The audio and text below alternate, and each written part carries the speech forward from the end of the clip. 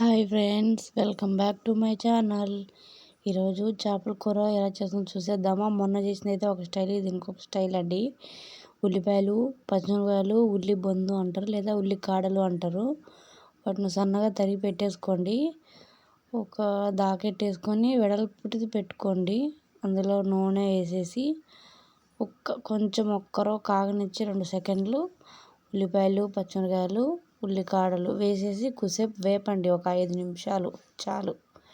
ఇవైతే చేపలు బాగా ఉప్పు పసుపు వేసి కడిగేసి అందులోనే ఉప్పు పసుపు కారం వేసేసి కలిపి ఒక అర్ధగంట సేపు ఫ్రిడ్జ్లో అయినా పెట్టుకోండి, బయటనే పెట్టుకోండి. ముక్కలకు పట్టేది బాగుంటుంది. ఇదైతే అల్లం వెల్లుల్లి పేస్ట్ అండి. అల్లము వెల్లుల్లి పసుపు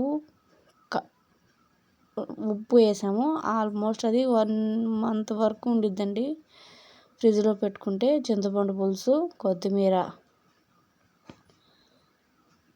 ముక్కలు వేసేసి చేప ముక్కలు వేసేసి ఓకే కలపెట్టకూడదండి, ఒక్కసారే కలుపుకోవాలి. లేదంటే ముక్కలు చిదిరిపోతాయి, విరిగిపోతాయి, బాగోవండి.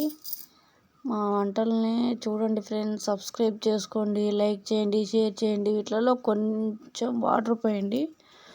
పోసి ఒక 2-3 మినిట్స్ ఉడికిన తర్వాత చింతపండు పులుసు బాగా పిసుక్కొని చింతపండు పులుసు అందులో వేసేయండి.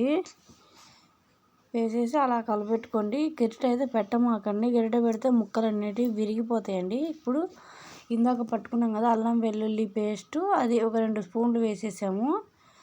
అప్పుడు కూడా అలా కలిపేసుకుంటే అంత పులుసుకు అంతా పట్టిద్ది. బాగా ఉడికిపోయింది కూర అయితే చూడండి, ఉడికిపోయింది. ఇంకొక 2 నిమిషాలు దించేద్దాం అనగా కొంచెం కరివేపాకు, కొంచెం కొత్తిమీర వేసేసుకొని ఒక 2-3 నిమిషాలు వండేసి దించేసి సరిపోయిద్ది. అంతే, చేపల కూర. వేడి చేపల కూర వేడి అన్నంలో వేసుకొని తింటే సూపర్గా ఉండిద్ది.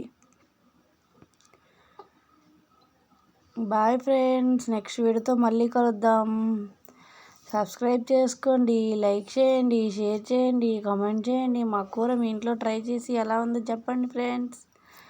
ఉంటానే, బాయ్ బాయ్.